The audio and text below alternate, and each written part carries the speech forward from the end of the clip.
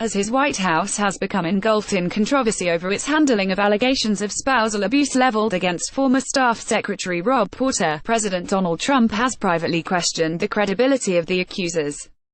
In fact, the president has gone as far as to express doubts to aides and friends about the assault allegations, and has asked repeatedly if there are any reasons Porter's two ex-wives could have to make up such claims, according to three sources with direct knowledge of the conversations.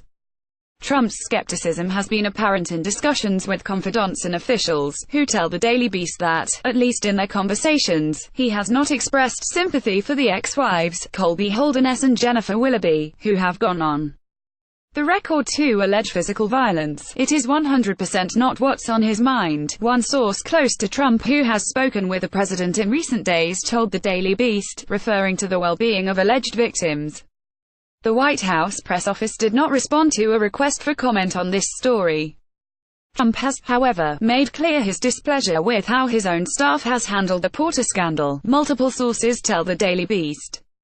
Among those whom the president believes have done a less than adequate job include Communications Director Hope Hicks, who has been dating Porter, and Chief of Staff John Kelly.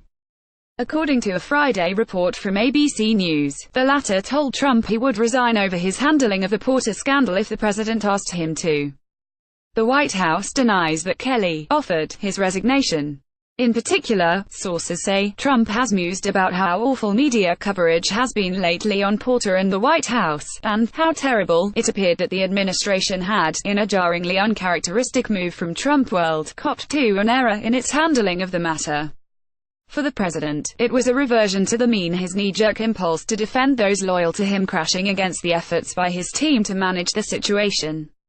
Trump has dispensed with self-reflection and self-doubt before when it comes to standing by political allies and those close to him.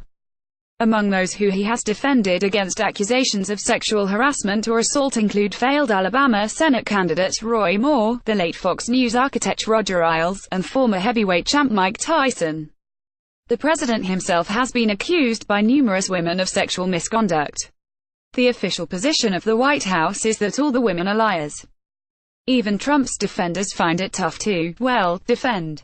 "I'm a supporter of the president, but I'm not a surrogate of the president here," said Sam Nunberg, a former Trump aide who has remained publicly supportive of the president, when asked of Trump's history of being persuaded by men's denials. "That's his issue, not mine." Those close to Trump say that he is monomaniacally committed to never admitting fault, which extends to those questioning the quality of his hires. In his comments on Friday, Trump heaped personal and professional praise upon Porter. "We certainly wish him well. It's obviously a very tough time for him. He did a very good job while he was in the White House," the president gushed. "We hope that he will have a wonderful career." The statement represented a staggering shift in White House strategy, which had evolved from an initial, strident defense of Porter early this week, to disappointment but acceptance in his resignation, to disowning him entirely. On Thursday evening, the White House provided the Daily Beast a brief statement on the condition of anonymity, in which it stressed that officials felt misled by Mr.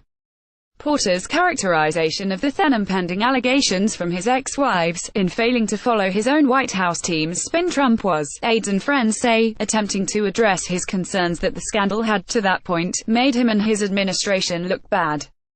But instead of fixing matters, the president raised additional questions about his capacity to run the White House and the acumen of the team he has surrounded himself with.